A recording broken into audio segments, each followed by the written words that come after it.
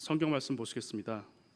오늘 우리에게 주신 하나님의 말씀은 요한복음 21장 15절에서 18절까지의 말씀입니다.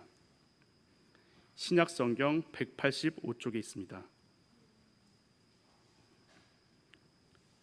요한복음 21장 15절에서 18절까지의 말씀을 읽도록 하겠습니다.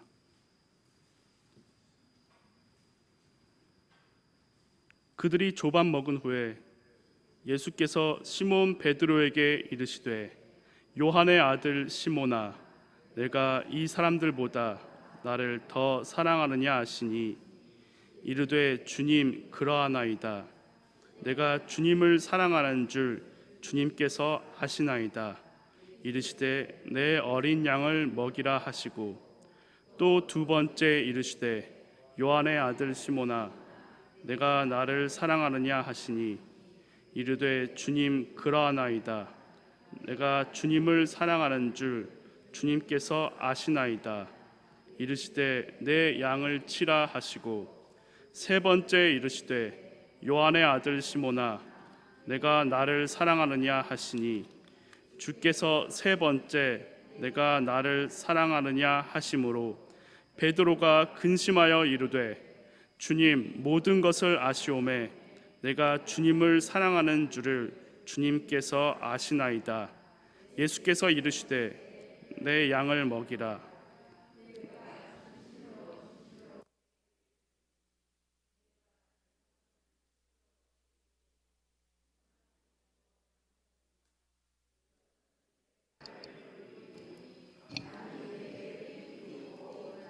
원하지 아니한 곳으로 데려가리라.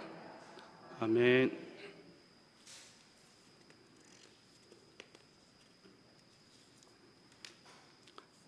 할렐루야. 오늘 우리가 함께 나눌 인물은 베드로입니다.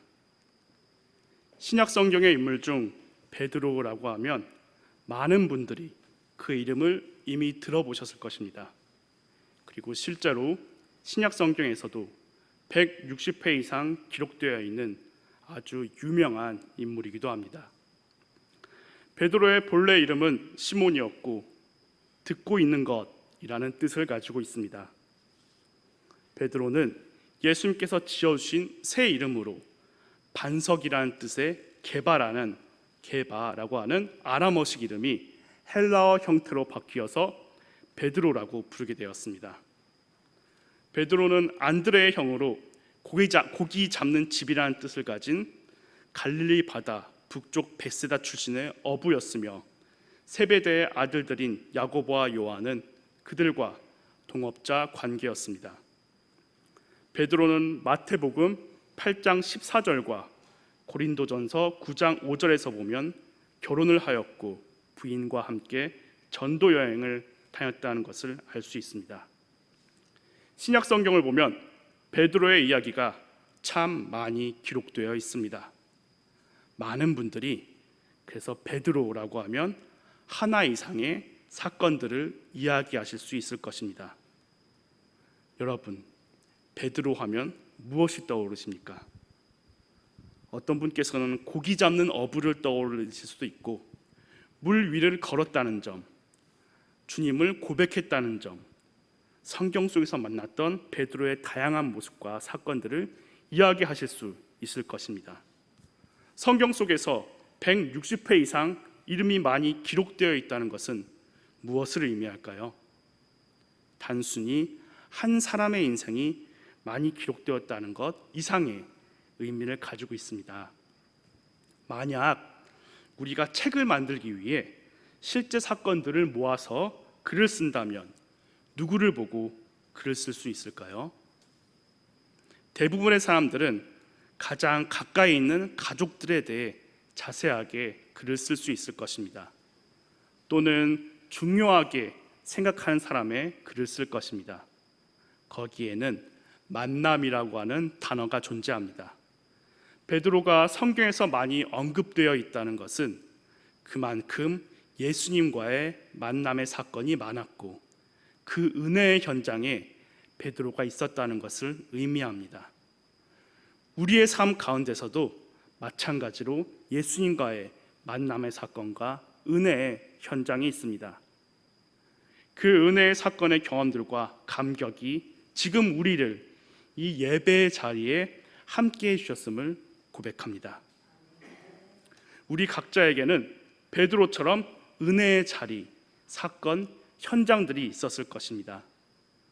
우리가 드리는 예배의 모든 자리가 예수님만 뜨겁게 만나는 새로운 은혜의 자리가 되시기를 원합니다.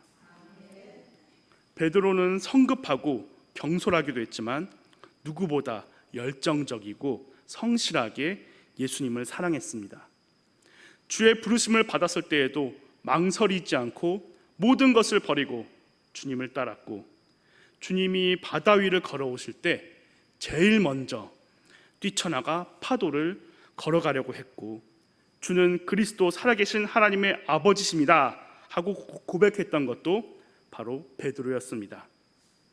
할 말이 있으면 솔직하게 서슴없이 말하는 인물이었고, 그의 마음은 언제나 뜨겁게 달아올라 있었습니다.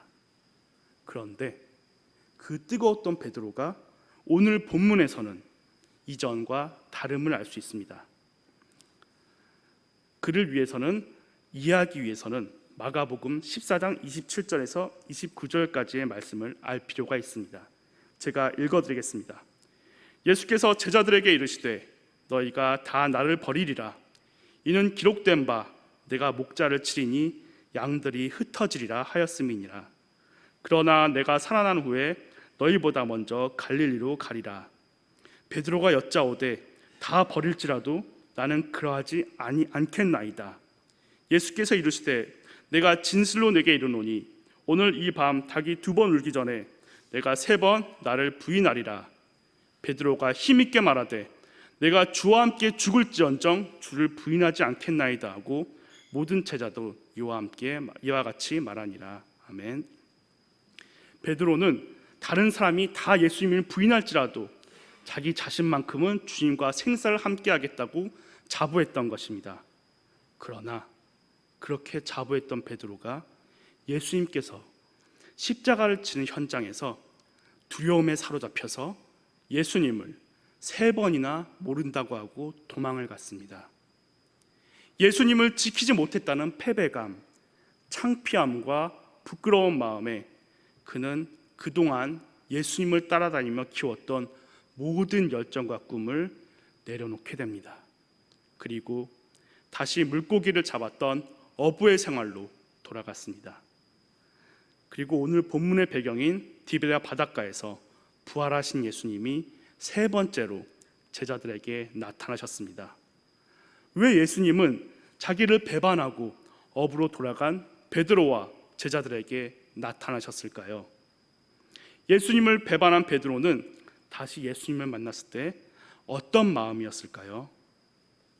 여기에 예수님이 베드로와 제자들에게 다시 오신 이유가 담겨져 있습니다. 실패와 도망의 기억으로 상심하고 무너진 제자들, 특별히 격렬한 부정으로 스스로 큰 상처를 입었던 베드로에게는 주님의 손길, 주님의 회복이 필요했습니다. 부활하신 예수님의 3번째 출현은 이들을 회복시키려는 목적이 있었습니다. 베드로는 예수님을 처음 만났을 때 예수님의 권위로 깊은 곳에 그물을 쳐서 물고기를 가득 잡는 기적을 경험한 바 있습니다. 그리고 이번에 예수님께서 부활하셔서 베드로를 찾아오셨을 때도 베드로는 예수님의 말씀대로 행하자 다시 한번 물고기를 가득 잡게 됩니다. 이 사건은 예수님이 베드로 자신을 처음 부르실 때의 첫 감동을 연상시켰을 것입니다. 사람 낚는 어부로 부르셨을 그때의 뜨거운 감동의 현장이 생각나서 베드로의 가슴이 뜨겁게 타올랐을 것입니다. 예수님께서는 주님을 부인한 상처가 가슴 깊이 박힌 베드로를 처음부터 죄인을 용납하시고 사명자로 부르셨던 그때 아름다운 기억으로 베드로를 다시 초청하고 계신 것입니다. 어떤 말 대신에 따뜻한 숯불을 피우고 따뜻한 식사를 손수 준비하시며 예수님은 사랑을 말하셨고, 조용히 식사를 나누며 베드로는 그동안의 실패와 좌절의 그 마음이 조금씩 녹아져가고 다시금 회복되어 가고 있었던 것입니다. 예수님께서 먼저 베드로에게 이름을 불러주십니다. 요한의 아들 시몬아. 베드로는 그전까지 한 공간에 있었지만 위기의 순간에 주님을 부인했던 자신이 부끄러워서 주님을 제대로 쳐다볼 수 없었을 것입니다. 그런데 예수님이 그 베드로에게 먼저 말을 걸어주셨습니다. 베드로의 회복은 여기에서 시작되었습니다. 고통과 상처, 패배와 무력감, 두려움으로 가까이 갈 수 없었던 베드로에게 예수님이 먼저 말을 걸어주시고 회복시켜 주셨습니다. 마찬가지로 예수님을 만나고 있는 우리에게 은혜의 자리와 현장이 있지만 또 누구도 이해하지 못하는 우리에게 우리 고유의 고통과 아픔의 자리가 있었을지도 모릅니다. 누구에게 털어놓을 수도 없고 그저 아파서 울고 힘들어하던 그 마음을 주님께서는 다 아시고 주님께서 우리를 찾아와 주셔서 우리에게 말을 걸어주고 계신 것입니다. 나 혼자 아픈 것 같고 도망가고 싶은 모습들이 있을 수 있습니다. 상처와 아픔의 자리에 예수님께서 베드로를 불러주셨던 것처럼 오늘 이 시간 우리에게도 손을 내밀어 주고 계십니다. 나의 경험으로 만들어진 두려움과 아픈 감정들을 그대로 가지고 주저앉고 도망가는 것이 아니라 나의 연약함과 모든 죄를 가지고 예수 그리스도 앞에 멈추어 서야 합니다. 그것이 회복의 첫 시작인 것임을 오늘 베드로를 통해 보여주고 있습니다. 그리고 예수님은 천천히 베드로에게 질문을 시작하십니다. 누군가에게 질문을 한다는 것은 눈과 눈을 맞추며 그 사람의 이야기를 듣기를 기다린다는 의미를 가지고 있습니다. 베드로는 예수님의 일이라면 죽기를 각오할 정도로 적극적이고 늘 예수님의 곁을 지키며 서 있던 사람입니다. 여러분, 우리는 많은 사람들과 한 공간 안에서 살아갑니다. 많은 사람과 관계 속에서 공간 안에서 우리는 얼마나 눈을 맞추고 살아가는지 생각해 보았으면 합니다. 같은 공간에 있는 그것과 눈을 맞추고 집중하는 것은 다른 의미일 것입니다.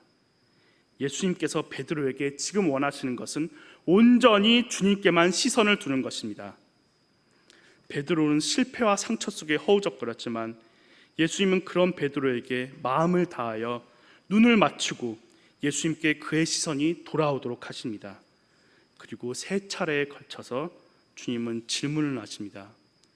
요한의 아들 시몬아, 내가 이 사람들보다 나를 더 사랑하느냐? 요한의 아들 시몬아, 내가 나를 사랑하느냐? 요한의 아들 시몬아, 내가 나를 사랑하느냐? 예수님의 질문은 의도적이었습니다. 예수님이 돌아가시기 전 베드로는 주님을 버리지 않겠다고 장담했다가 세 번 예수님을 모른다고 부인했습니다. 3번의 질문을 다시 예수님께서 해주심으로써 다시금 3번 부인했던 베드로의 잘못을 씻어주시고 아픔을 씻어주시고 다시금 예수님께로 돌아올 수 있도록 예수님께서 먼저 손을 내밀어 주신 것입니다. 실패로 넘어져 낭망했던 그의 마음에 예수님은 다가오셨습니다. 예수님은 베드로가 예수님을 얼마나 사랑하는지 모르는 것이 아니셨습니다.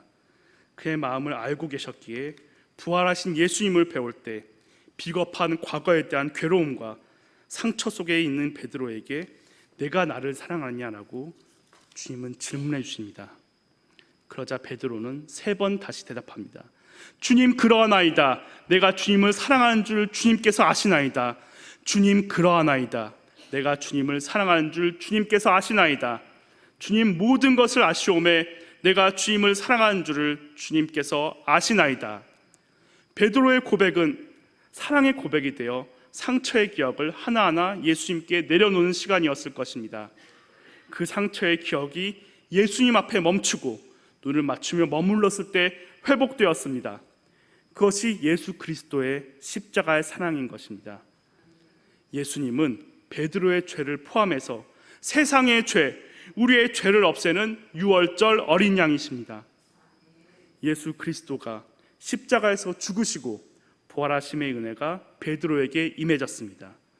또 이 시간 우리에게 임해졌습니다.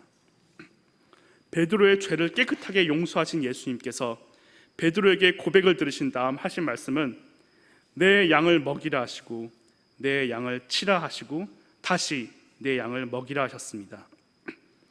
예수님께서는 베드로에게 내 양을 먹이라는 말씀으로 베드로의 처음 부르심의 사명을 회복시키십니다. 당신의 양을 먹이는 대리자로 위임하십니다. 베드로는 새롭게 태어나고 그 순간 과거의 은혜의 자리, 상처의 자리에서 일어나서 성령의 인도하심을 따라 걷게 되는 것입니다. 새로운 도전, 새로운 사명, 이제 어떻게 참 목자가 되는지 배울 차례가 베드로에게 다가온 것입니다. 어린 양과 양떼를 먹이고 그들을 돌볼 차례인 것입니다. 여러분, 선한 목자는 예수님이십니다. 자기 양떼와 어린 양을 인도하여 먹이시고 초장으로 이끌고 약탈자로부터 보호할 책임을 지시는 분은 예수님이십니다. 그분은 양들을 아시고 양들도 그분을 압니다. 선한 목자 우리 예수님은 그 양들 우리를 위해 목숨을 내주셨습니다. 베드로를 다시 세우신 예수님은 오늘 우리도 동일하게 제자로 세우셨습니다. 우리를 목자로 세우셨습니다. 양을 이끌어야 할 목자로 세우셨습니다. 여러분, 양의 특징은 많은 분들이 알고 계시듯이 시력이 좋지 않습니다. 그래서 눈앞에 뭔가 어른거리는 것이 있으면 무조건 그것을 따라가곤 합니다. 그리고 잘 속아 넘어가서 늑대로부터 잡아먹히기도 쉽다고 합니다. 잘 넘어지면 못 일어나서 누군가가 일으켜야 하고 일으켜주지 않으면 일어나지 못해 죽기도 한다고 합니다. 방향 감각도 없다고 합니다. 그래서 바른 길로 인도해주고 보호해주는 목자가 양에게는 꼭 필요합니다. 그런 양이 우리에게 있습니다. 바로 우리를 사랑하시고 우리를 이끌어주시고 우리의 참 목자 되시는 예수 그리스도이십니다. 우리는 서로에 대해 목자가 되어줘야 하는 것입니다.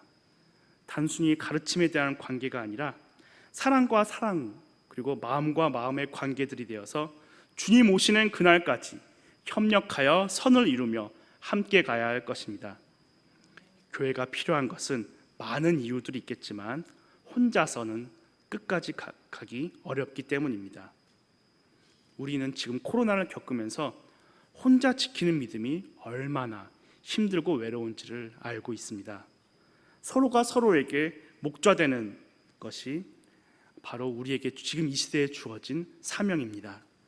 예수님께서는 내 이웃을 내 몸과 같이 사랑하라고 말씀하십니다. 단절과 무관심의 시대 가운데 서로가 서로에게 예수님이 주신 소망을 발견하고 바라보며 함께 갈 수 있었으면 좋겠습니다. 예수 그리스도 안에서 우리는 한 가족이며 교회입니다. 예수님이 주신 사랑으로 함께 걸어가길 소망합니다. 예수님은 한 영혼을 천하보다 귀히 보시고 사랑하십니다. 그것이 예수님의 마음입니다. 우리도 한때는 잃어버린 한 영혼이었고 예수님의 사랑과 누군가의 간절한 중보 기도로 삶의 은혜를 누리고 있다는 것을 잊지 않고 있을 것입니다. 그렇게 예수님의 사랑으로 내 옆의 지체를 사랑의 마음으로 바라봐 주시고 끝까지 함께 할 수 있기 바랍니다. 그런데 그 길이 마냥 순탄하지는 않을 수 있습니다. 우리 18절을 다 같이 읽도록 하겠습니다. 내가 진실로 진실로 내게 이르노니 내가 젊어서는 스스로 띠뛰고 원하는 곳으로 다녔거니와 늙어서는 내 팔을 벌리리니 남이 내게 띠띠우고 원하지 아니하는 곳으로 데려가리라. 하나님께서는 베드로에게 단순히 양떼를 먹이는 사명만 주신 게 아니라 순교의 죽음도 포함될 것이라고 이 구절을 통해 말씀해 주고 계신 것입니다. 우리의 삶도 십자가를 빼고는 이야기할 수 없습니다. 우리를 구원하신 주님께서 우리를 부르고 계신 것입니다. 우리가 걸어가야 할 길은 마냥 꽃길만은 아닐 수도 있다고 주님께서 말씀하십니다. 그러나 우리는 알고 있습니다. 그 길이 꽃길이 아니라 십자가의 길일지라도 예수님과 함께 걸어갈 때 그분이 나를 업고 걸어가시며 그 길이 결국에는 가장 복되고 아름다운 길이 될 것입니다. 오늘 베드로는 예수님이 십자가에서 죽으심으로 모든 것이 끝났다고 생각했을 것입니다. 그래서 업으로 돌아갔을 것입니다. 그러나 예수님은 부활하셨고 베드로와 제자들 앞에 나타나 구원의 길을 이루셨습니다. 베드로는 그때 깨달았을 것입니다. 나 혼자가 아닌 예수님과 함께 걸어가는 길이기에, 성령님과 동행하는 길이기에 십자가로 부르시는 이 길을 걸어갈 수 있다는 것을 말입니다. 주님께서 다시 오시는 그날까지 예수 그리스도 안에 더 든든히 서로를 붙잡고 성령 충만함으로 이 길을 걸어가시기 바랍니다. 그분이 함께 하시면 못할 일이 전혀 없습니다. 이제 마무리하도록 하겠습니다. 베드로는 배신자였고 상처투성이었습니다. 그러나 베드로는 다시 예수님 앞에 멈추고 눈을 맞추며 머무르며 함께 걸어갔습니다. 그리고 그는 마침내 양떼를 위하여 자기 목숨을 내놓음으로써 목자로서의 임무를 완수할 수 있었습니다. 우리는 지금 은혜의 현장에 있을 수도 있고 상처에 힘들어하는 현장에 있을 수도 있습니다. 그러나 그 자리에만 계속 머무르지 마시기 바랍니다. 이미 우리의 죄의 문제는 십자가에서 해결되었고 부활하셔서 우리와 함께 하시는 주님과 함께하고 있습니다. 우리에게 참 자유를 예수님께서는 허락하셨습니다. 살아 역사하신 예수님께서 여러분들에게 사랑한다, 사랑한다 고백하시며 매 순간 우리를 사랑으로 부르고 계신 것입니다. 사랑하는 아들아, 사랑하는 딸아, 너는 나를 사랑하니? 예수님의 질문은 단순한 질문이 아닌 우리를 향한 너무나 큰 예수님의 사랑 고백이셨습니다. 그런 예수님께서 우리의 손을 붙잡고 끝까지 함께 해주실 것입니다. 나를 사랑하사 자기를 버리시고 십자가를 지신 예수 그리스도를 기억하며 나를 내려놓고 예수님 앞에 멈추시기 바랍니다. 그리고 예수님과 눈을 맞추며 온전히 예수님 앞에 머무르며 예수님과 함께 걸어가시는 귀한 성도님들 되시기 바랍니다. 기도하시겠습니다. 사랑이 많으신 하나님 아버지, 감사합니다. 오늘도 사랑하는 아들아, 사랑하는 딸아 부르시는 주님이 은혜의 현장에서도 실패 현장에서라도 변함없이 우리를 사랑으로 불러오셔서 감사합니다. 우리에게 허락하신 예수 그리스도의 사랑을 늘 기억하며 오직 예수님 앞에만 멈추며 예수님과 눈을 맞추며 예수님 앞에 머물며 예수님과 함께 성령 충만함으로 믿음의 길, 부르심의 길을 완주할 수 있도록 우리를 도와주시옵소서. 예수님의 이름으로 기도합니다. 아멘.